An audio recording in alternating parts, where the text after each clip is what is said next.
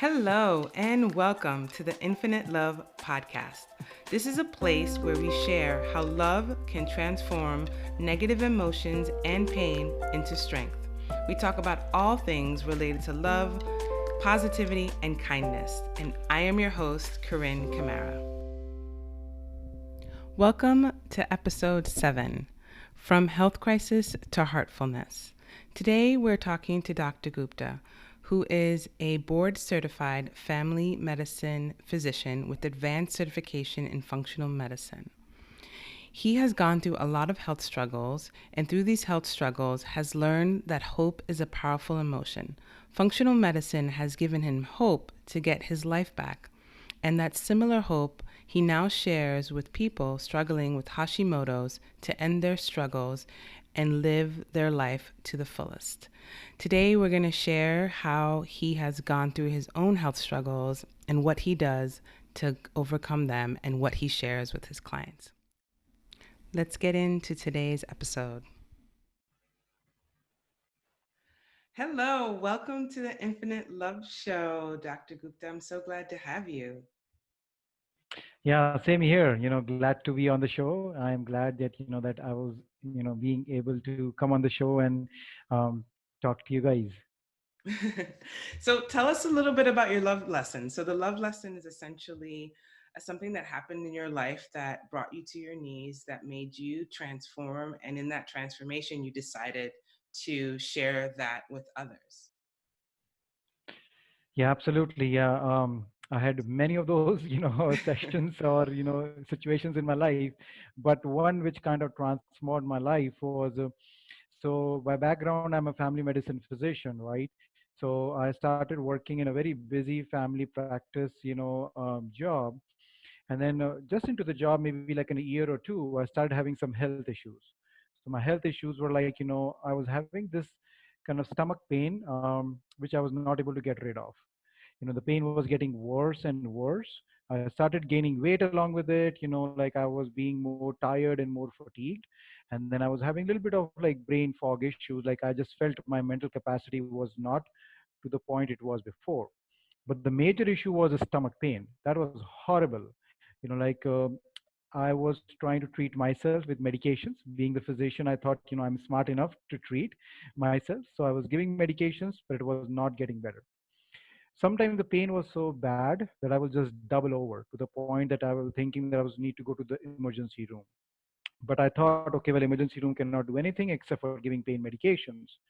So I thought I will like reach out to other specialists because they are more smarter than me.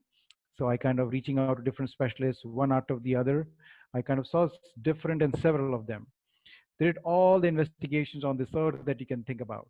CAT scans, endoscopies, ultrasounds, everything. And they kept on putting more and more medications. But even then, the pain was not getting better. Nobody had an idea of what was going on with me. So at the time, I was just only 32 and I was very, very scared. I was like, what is going on with me? I'm just 32 and I have this horrendous pain. Nobody knows what to do with it. And I might have to live this way whole of my life. Oh, I was no. kind of very scared. I was very, very hopeless. Just being a physician, like you just feel so powerless that, there is nothing much out there that else you can do. But what happened in my life at the time was that I started looking for options. So I came to know about this functional medicine, which is kind of a different way of looking at people's diseases and treatment plans. And I start education in that. And then I came to know there is a total different way, kind of you can approach, by treating diseases. And they shared a lot of the people who were training us shared similar stories which were like exactly like me. And at the time, I just got hope. I said, wow, this looks like, somebody has heard like, people like me. So I started implementing, all the treatment plans from functional medicine. And within 1 month, my pain was gone. Wow. Yeah. And then in 6 months, I was off all the medications. And then I lost 40 pounds during that time. And my pain has not returned back since the time. Wow, that's amazing. So, what was some of the protocols that the functional medicine provided for you? Yeah, so functional medicine is kind of a lot of them is based about like different lifestyle changes. So one of the Hmm. changes that implemented was food. So I changed the way I was eating. I removed a lot of foods which causes inflammation in your gut, which is like, I became gluten free. I cut back on my sugar. I started introducing more vegetables. I started doing some more smoothies in my diet. So that was a very, very big shift. And the second biggest shift was actually stress management. So I started doing a meditation practice at the time. Okay. Before that, we being a physician, we think, oh, we can handle stress. We have gone to residencies, we have seen all the tough times, so this is a piece of cake. But we don't realize that, like everybody needs, like some or the other way of de-stressing. And meditation was, like wonderful for me. So I got introduced to it, by a group, and I started implementing it daily in my life, and that was again a life changer.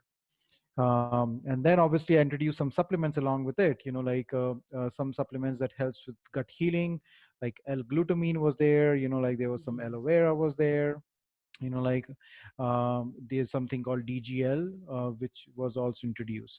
So I think it was a combination of all those things, changing my diet, working on stress management and supplements, all of those together kind of made a huge shift in my life, and I was able to achieve all those health goals.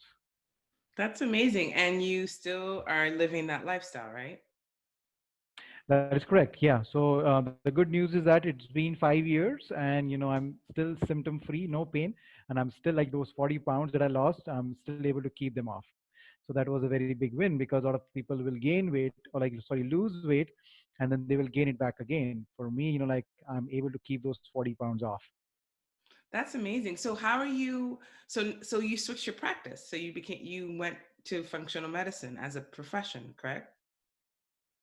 That is correct. So that was my transformation. Like when I saw the power of what functional medicine can do in my Hmm. life, I was just blown away with it. And I was like, okay, I need to share this with all the other folks, who are miserable like me or who have lost hope. I need to share with them. So that's where I started transitioning into being a functional medicine provider so that I can help people out in a more holistic fashion and in a more complete way. How long have you been a functional medicine doctor? 3 years now. Nice. So do you work mostly online? Yeah, so initially I started working with a Cleveland Clinic. So Cleveland Clinic is an only academic institute in the world which has Hmm. Center of Functional Medicine. So I started working over there. Like I worked alongside Dr. Mark Hyman, who we all kind of think about that. He's kind of father of functional medicine Yeah. because he's very well known and he has taught all of us. So I was able to work with him, so that was awesome. And then after that, I started doing my online practice, and that's what I do to help people Hmm. out in like because I want to reach more people. And being a physical practice, you are limited in who you can see. With a Right. virtual practice, I can literally see people from all over the world. That's amazing. So do you have a specialty within functional medicine that you specialize with? Yeah. So again, like that was an interesting story. Like with me, how I found my specialty was I was working at the Cleveland Clinic, and I started seeing different kinds of patients. So I kind of started seeing a trend in Hashimoto's patients. Ah. Hashimoto's is an autoimmune disorder of thyroid Hmm. gland, and I started seeing that they had very very similar issues that I had. Like they were all like having issues with weight problems. They had brain fog issues. They were fatigued or tired, and the Hmm. worst of all, they all had lost hope. They Oh. have been to several providers, and all of those providers have told them that probably they will have to live this way the rest of their life because there is nothing out there they can do to help them Hmm. out. They were all taking medications, but they were not working for them. So that like that's where they came in, say just kind of at the end of their rope, saying that we are hopeless. We're just coming over here to see if you have anything to offer. And luckily for me, I started researching about Hashimoto's and I started developing a protocol. And through that protocol, I was able to help thousands of Hashimoto's patients to get their life back. And they stay, what if do people have to stay on the lifestyle changes for them to be symptom free? So obviously, when we start off with the protocol, it's a little bit more intense. That we ask people to kind of do more things, a little bit more restrictive diet, and be more strict about following the diet.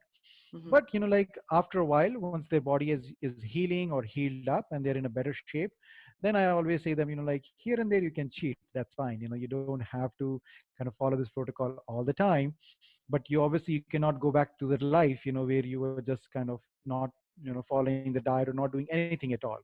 So we cannot do that, but you can cheat here and there, and definitely you can be a little bit more relaxed, in terms of food and lifestyle changes. Mm-hmm. Wow.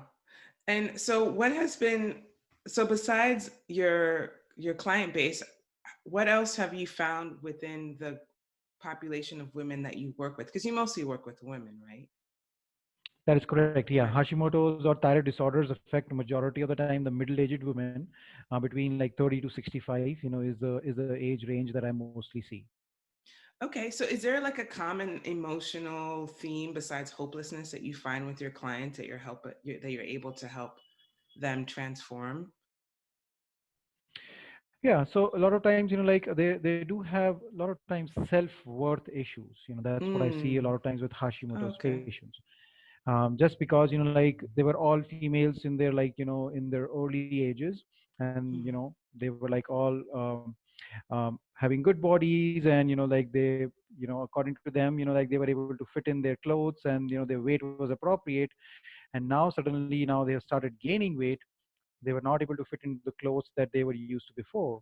So they started having self-worth issues, that they are not as good enough as they were before. So a lot of females will come to me saying that, like, Dr. Gupta, I'm just feeling so like worthless, that I'm not able to lose this weight, and I'm not a good mom because I cannot be an example for my daughter or for my son. So being a parent, that was like a big statement. I was like, you don't have to be questioning yourself. Just because you're not able to lose weight or just not able to function well doesn't mean that you are worthless, or you cannot help your child out. Right, right. Wow, that's amazing that you can help women transform in that way because that's such a powerful, that's so powerful, not feeling worth, not feeling worthy, and then being able to transform into feeling like you're back in your body, that you can live the life that you want to live. That's a really powerful Yeah. transformation. Yeah, let me share an example with you. Like, this female, like it was like a 35-year-old female who came to see me in the clinic. And then, she had thyroid disorders, and Hashimoto's. And then after having a second child, she gained 30 pounds. Wow. So she tried all different kinds of diet, like Weight Watchers or like low calorie diet, but she was just not able to get that off. She will lose 3 or 4 pounds, but then she will gain it all back. Mm-hmm. So like again, when she saw me for the first time, she says, Dr. Gupta, I just feel so bad, I'm not able to fit into my clothes that I was able to before. I don't know what to do with this weight. I think this is causing me depression, and I just feel that I'm not a good mom to my children, and I don't feel that I'm worthy to raise my two kids. So that was a big shocker for me. And first of all, like I just like listened to her story, what all she was going through, and she had so much emotional trauma around this weight issues, and Hashimoto's and thyroid disorders. And the worst was that nobody was able to help her out. So she has lost all the hope, and she was like, I don't know what else to do, and this is affect causing me severe depression now. Mm-hmm. So what we did was that I sat with her, like listened to her story, kind of reassured her that we can certainly help her out. We did a comprehensive assessment for her, and in the end, like I figured out that whatever she has tried, all the different kinds of diet, were basically based on calories. Like they were all fixed on cutting back on calories, but Mm. nobody spoke about quality of food. So Mm. that's what you figured out. I said, like it's not about calories, about weight loss. It is all about quality of food. So that's what we need to focus on. So we made a plan, that worked with her, that she was able to implement, and then that was focused mainly on quality of food. Within 6 weeks, like she lost 10 pounds. And then she just emailed me, like a couple of weeks ago, and then she said, Dr. Gupta, look at my picture. This is the dress, like I was able to wear, when I was like before my first child, and I'm able to get into this dress. I have lost 30 pounds, and I'm feeling so great. My energy is back. I just feel that, my life has returned back and my confidence is back and my depression is gone. That's amazing. That's a great story. Yeah. So when you say quality of food, are you talking about like was she eating like processed foods and you switched it to a whole food diet kind of thing? That is correct. Yes. So, like being a single mom with two kids, like she would just literally like make food for her kids, and then whatever was left behind, she would just eat it. So that was her Mm, life. So then, like we had to have a little bit of changes. I said, like you have to kind of cook for yourself too. Like I understand it can be challenging, so we made it easier for her. We introduced, like, for breakfast I introduced smoothies for her, like green smoothies. I said, like it's an easy recipe, just apply this, like, couple of powders and couple of things, and within 5 minutes you are ready. So that was a okay. way. And then again, like introducing salads and other things. And then so again she said that, like in the morning I was just eating like waffles all the time, and now I'm Mm. actually doing green smoothies. So small changes, like small changes that she did, like, and then she got so many good results. Yeah, that's huge. Like eating waffles in the morning is rough. Like having that carbs and the gluten, it just slows down the whole digestive system. I find, at least for myself too. Like, and it's interesting. Whenever I've eaten gluten or those kinds of things in the morning, I'm more hungry the rest of the day, and I just end up eating more. It's an interesting phenomenon. It is, and that's what I talk to all my patients. That, like if you start your morning in the right direction, that sets the stage, and you will not crave carbs, you will not crave sugars, and you'll feel so much better. And that's what, like we start the morning with, kind of veggies and kind of foods which stays longer in your system, and less Mhm. of a sugar. So that again, like, you don't feel, you don't feel groggy during the day. You have more energy, you have more mental clarity. So just the breakfast is so much important, and definitely you need to stay away from sugar in the morning. Yeah, yeah, the carbohydrate type of sugar. Yeah, absolutely. Yeah. All right. Well, I am so curious about I'm about to ask you the infinite love questions, which I'm always interested to learn about different how people perceive love in their own way. So the first Mhm. question is, how do you use love in your work? So the way I perceive love is by listening. Like Mm, being a physician, like what I realized was that, in our practice, we barely listen to our clients or our patients. Like mm, there was a research study done, and it was like, I think within like 5 seconds of the patient started speaking, the doctor already interrupted that patient, like, with a question or with something. Just mm, barely, like, few seconds. So that's what I realized, that, it's not about just kind of giving a treatment or giving a medicine to our patients. It's about listening to them, because a lot of times we will find so many clues, when we listen to our patients into what is going on in their life. They're coming to see us because they trust us, they want us to help them out. But if you're not there to listen to their story or listen to what is going on with them, we miss out that opportunity. We miss out that trust that they have in the healthcare system, and we miss out on the right way of helping them. So that's what I perceived love, like in my work, is that basically I let my clients just talk, and I just listen to their story and listen to what is going on with them. And I think they can feel, that love, and they can feel, that I'm there for them. yeah, that's beautiful. So how do you feel that your work is used to uplift humanity? So, as I said, functional medicine, like is kind of an holistic medicine. We are not focused on just kind of treating people with medications or just one modalities. We have such a holistic approach, and this is what is basically needed to uplift the humanity right now. There is not one right answer to a problem, right? We all have different opinions. We just all have to be together to uplift the humanity, and this is what functional medicine is. It just basically takes all the good stuff which is present in different modalities of treatment, and bring it all together and kind of give it to a patient. So with my work, with these Hashimoto's patients and thyroid patients who are suffering miserably, with brain fog, with Hmm. fatigue, with weight issues, with hair loss issues, if I can give them a pathway which they can kind of implement in their life and live a quality of life which they never thought that they could, I think that contributes a lot to each and every person, that I'm going to touch. And hopefully that is the way that I can uplift this humanity. Oh, yes, it absolutely is. Okay. So, what does it mean for you to be a positive force of goodness in the world? So what for me, like, being a positive force is that of goodness is that we all have a little bit of, goodness in all of us, you know. And with the current situation in the world, which there is so much negative attitudes and negative things going around, we all need to contribute. And if we all contribute just a teeny tiny bit of goodness in this world, it just takes, a big picture and kind of influence people all over the world to take that positive step.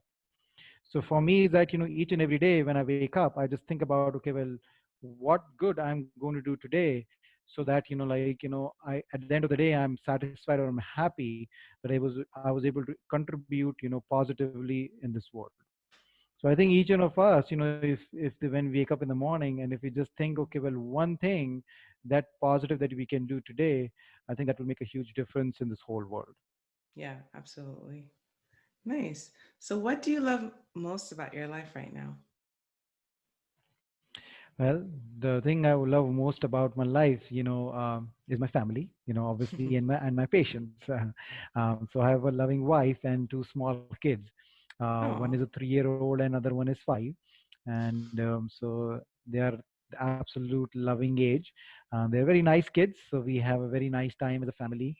So that's what I enjoy most. We love to travel a lot, and then we try to travel to places, where we can learn and be in nature. So I think being with the family and then able to travel with these places in nature, kind of is the best thing that I love most about my life. oh, that's great. And how do you feel that you receive love? I receive love when I see a transformation in my clients. So whenever a client comes, who is feeling miserable, who have so many health issues, who have Mhm. never felt, good, or they have lost complete hope that they can become better, and when I'm able to transform their life, and when they come back and I can see on their face the change, and then when they write those loving letters and kind of, saying that, Dr. Gupta, I'm so thankful that you made this change in our life, and we cannot just thank you enough, that without you we don't know how long we could have survived. Mhm.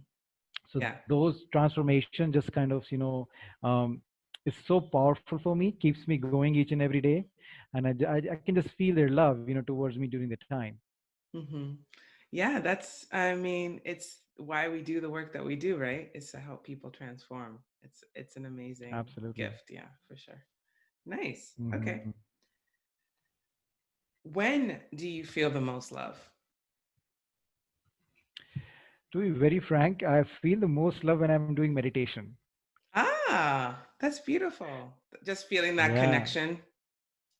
Exactly. Yes. So like I have a practice of meditation that I do every day, and each and every day during meditation, like I just feel a wave of love that passes through me. Hmm. It's not any about any particular person, who is giving love. It just feels the whole universe at the time, is kind of responding back to me, because I'm trying to give love out to the universe, when I'm starting my meditation. So it all Right. comes back to me and just kind of gets me overwhelmed, like, I just feel that love inside my heart. So each and every day I just feel, like so great after my meditation, and that's where I'm filled most with love. I love that. Do you have a particular meditation practice? Yeah, so the meditation practice that I do is basically heart based. A lot of the Oh, meditation cool. practices, are mind based or mindfulness. Uh-huh. This is a meditation practice which is called heartfulness. Um, Okay. so where you concentrate on your heart, and Hmm. what you feel is that there is a light which is coming in your heart. Hmm. So that way, you can just kind of feel that, like there is a light which is coming into your heart, and that way you're feeling the love, you are receiving energy, and you're giving that positive thoughts out in this universe. So that's a very very nice connection that I feel with with the world around me during the time, because Yeah. it's so much heart based. So it's like so much love. Like you Hmm. give out love and you receive love. So that's so amazing. Yeah. That's a beautiful practice. So it really essentially is like filling up your heart with love energy and then focusing on that as opposed to quieting the mind. That is correct. Yes. So, traditional, I also started with, quieting my mind, and that was great. Like it is an amazing practice. But when I Hmm. transformed the practice or went into a more heart-centered practice, now this is more satisfying, and this fills me with more energy and more love. Hmm. And then the quieting of the mind actually follows along with it, because Right. you are so much focused on the love and the energy that you're already focused on the heart, so your mind is already quietened down. So I feel Hmm. that I'm getting two benefits, in this practice. I'm getting love as well as my Yeah. mind is also quiet. While in the Yeah. other one, it was I was just getting one benefit, which was the quieting of the mind. Absolutely. I meditate similar to you too, where I focus on the heart. And you're right. It's interesting. The mind doesn't know what to do when the heart is full. It's like it has nowhere to go. So it's much easier Hmm. to quiet the mind than trying to do the opposite. Like I find it nearly impossible to try to quiet my mind and then go into my heart. It just doesn't work. Like that, I just have too much of a monkey mind. But going into the energy, I'm able to then sink in, and my mind can soften. So yeah, that's awesome. I didn't. I mean, so did you actually learn that, or you just moved to that on your own? No, I learned it. Like Okay. so. When kind of a shared experience with you with my life transformation. So I was looking for different kind of meditation practices. Hmm. Like I did mindfulness first, and then I was doing something else, and then I came, like across somebody who was doing this heartfulness, and he just Hmm. said, like it's pretty easy. Like you instead of focusing on your mind, you just focus on your heart, and just imagine that your heart is filled with all this energy and love, and see how that works. And I was like, okay, that sounds pretty easy. Let me try it. That's easy. Yeah. And then I tried it, and actually, it was amazing. It was much more easier to actually do it, because, as you said, Absolutely. with your monkey mind, your mind is just, like running here and there. Hmm. With this, like you don't have to work so hard to quiet your mind, because you don't have to.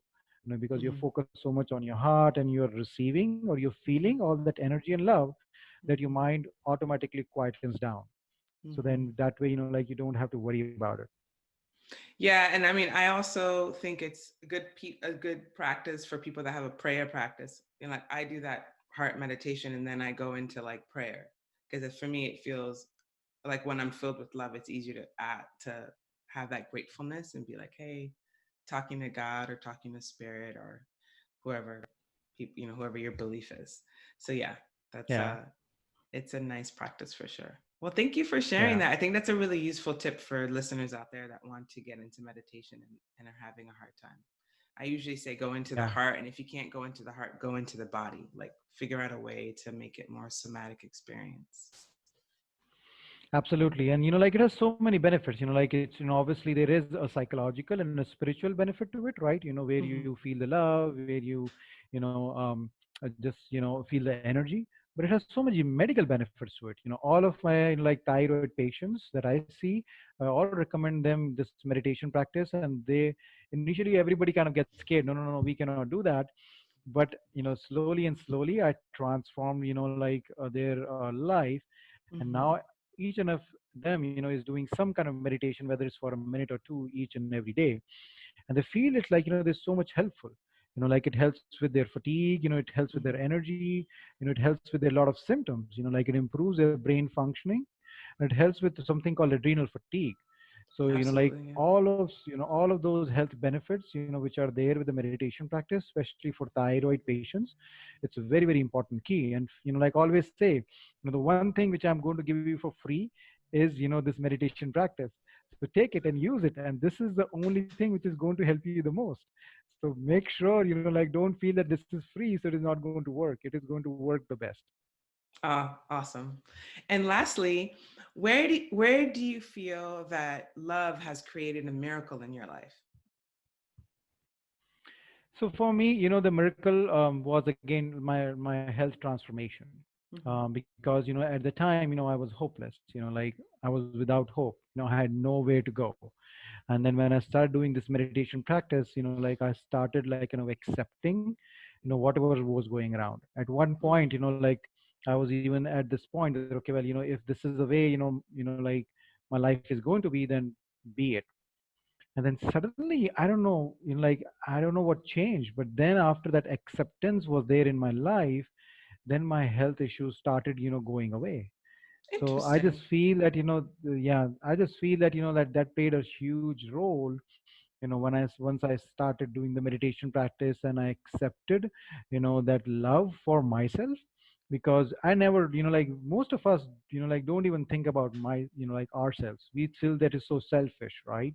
Our world today, just if you love yourself, that you're selfish. But somewhere, like I just feel that if we cannot love ourselves, how are we going to love others around us?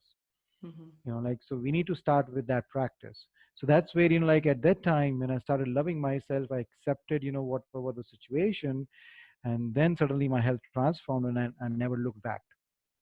So that's beautiful, and a really powerful thing to say is like you surrendered. You fully surrendered to your circumstance. You fully accepted yourself. You fully loved yourself, all of you, and then you were able to transform from that place of fullness and love and appreciation. And that's a really powerful, and that is a miracle for you to have gone through that, because I feel like a lot of people miss that aspect of healing, of surrendering and acceptance and self-love, and that's such an important key to healing. Absolutely. Wonderful. This was so great. Like, I feel like you're like, we had our initial conversation, and this last bit of the podcast is something new because we didn't talk about that. And I'm just like, oh my God, you're more amazing than I thought.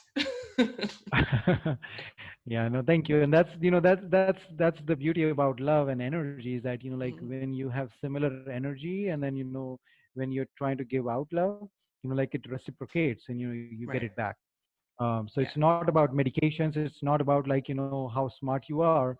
It's about, Hmm. like what your intentions are, like, and what Right. kind of energy surrounds you. And then people can feel it. You don't have to be in the same room for the other person to feel it. You can just Right. definitely feel it across, the borders now. Yeah.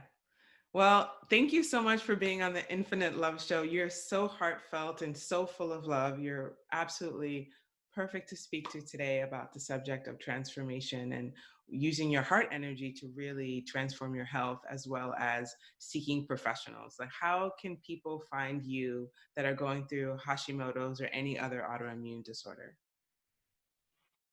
Yeah, so I have a very vigorous website which is called anshulguptamd.com, and people can find me over there. I write, blog articles on that website so that people can, subscribe to our newsletters, so they will get new updates about it. And again, like a lot of research based articles are right, so that people can use lifestyle changes to improve their thyroid or Hashimoto's disorders.